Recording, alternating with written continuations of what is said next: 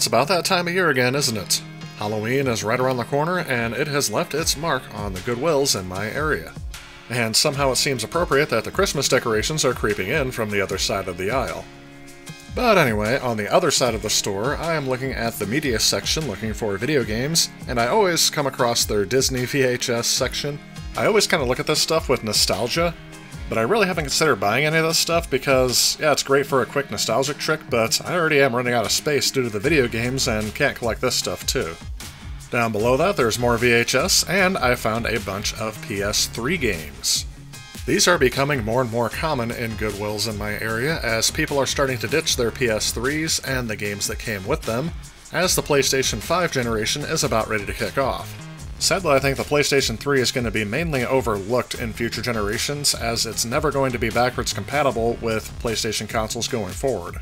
At least that's my prediction. The first game that caught my eye that I didn't already have was Fallout 3. Unfortunately, it does not have the manual, but after checking the condition of the disc, I think this is going to be a contender. It depends on what else they have. Next I saw this Red Faction Guerrilla game. I remember loving the Red Faction games on the PlayStation 2, but I don't think I ever owned this on the PlayStation 3. I'm not quite sure if it's due to the fact that my PlayStation 3 was backwards compatible, so I do remember playing Red Faction and Red Faction 2 on my PS3, but this game just never came across my radar. And this game comes complete with the manual, so I will go ahead and grab this one. Here is another game series that I was very fond of on the PlayStation 2, and that is Devil May Cry. The only reason why I don't own this game is because I used to run it back in the day instead of purchasing it, so I think I'm going to grab this one as well.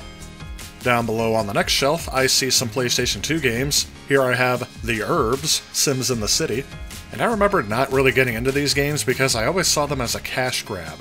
I never understood why they had to make so many different versions of this game, and each one of them was $60 a pop. Now I think they would do microtransactions instead of making full retail releases of each game, but that's one of the reasons why I just never got into this series. Now that they're being clearanced out in Goodwills, I may pick up a couple of these. Moving on down below on the next shelf, we see some original Xbox games, which is not really something I find too often in Goodwills anymore. I'm always on the lookout for exclusive Xbox games, and even though this is just Dance Dance Revolution, I may pick this one up, as I think I only own about 10 games for the Xbox. And I mean original or OG Xbox. Don't even get me started on their naming conventions. Moving on, they have a couple of 360 games thrown in here as well. We have some PlayStation 2 sports titles, a couple of PC games, which I never buy PC games at Goodwill anymore, mainly because once the activation code is redeemed in these once, you can't use the discs again. A theme I notice in Goodwill is that a lot of these are first-person shooters, sports games, dancing, or singing games, which are the franchises that I think most appeals to the casual gamer, and that's why you'll see them a lot more in Goodwills, as they throw away their game systems or collections. Those are the only titles that they have. And I guess if the game was actually desirable, maybe they would have threw it up on eBay or something. Now here's a series I also played a lot on the PlayStation 2, and that is the ATV series. Off-Road Fury, the first one, was probably my favorite, but I've played through most of those as well.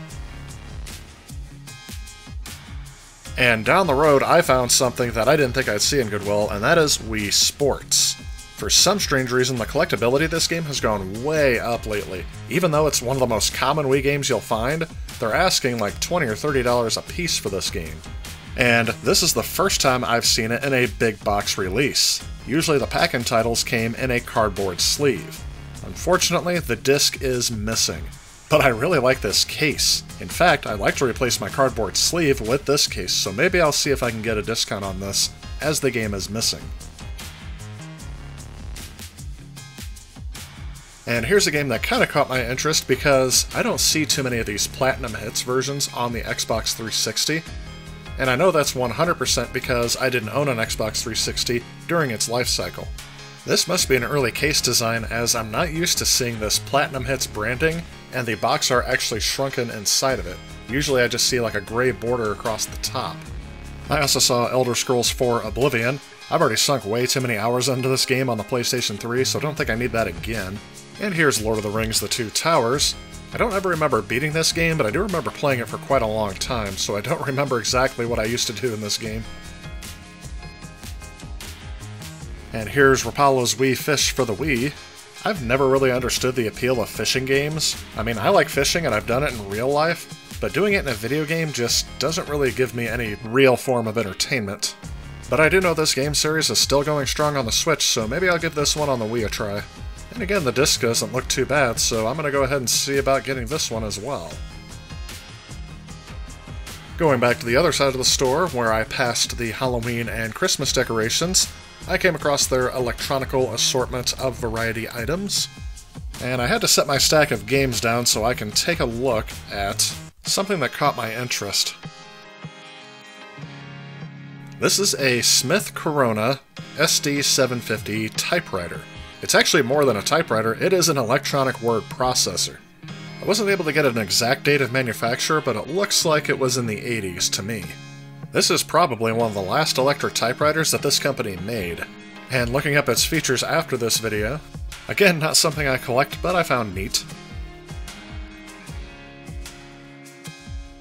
Above that, I found a generic third-party N64 controller, and even if this was in better shape, I wouldn't have bought it because I really don't go for third-party generic controllers, especially these days as they were designed cheaply, they fail often, and most likely this isn't going to have any sort of life left to it. And oh yeah, I remember seeing these all the time back in the day. These are attachments for your Wiimote to use with games like Wii Sports.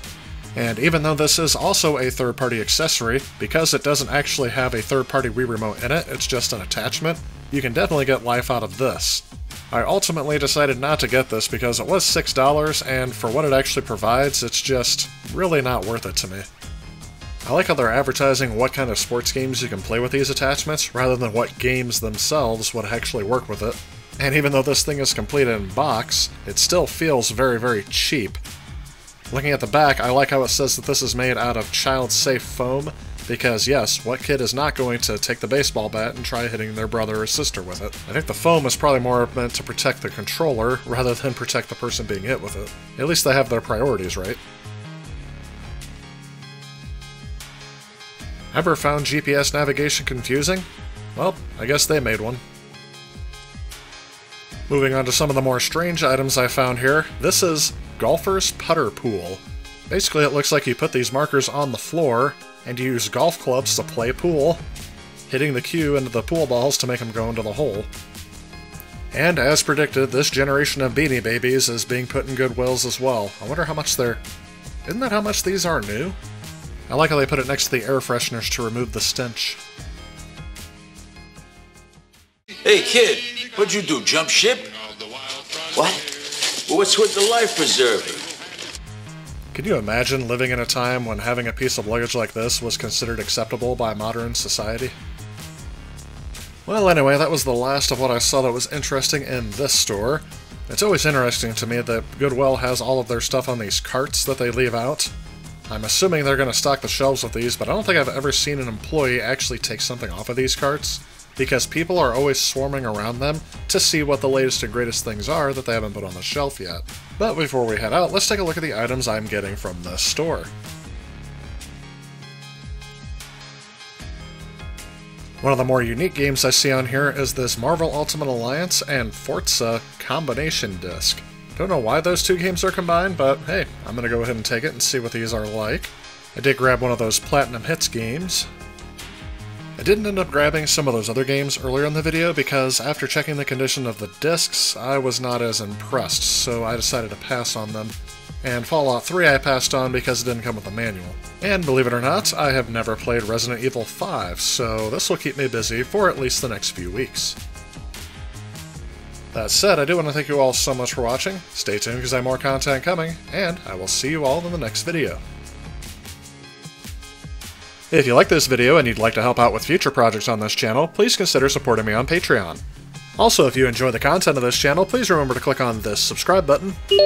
Again, I want to thank you guys so much for watching. Otherwise, I'll see you next time.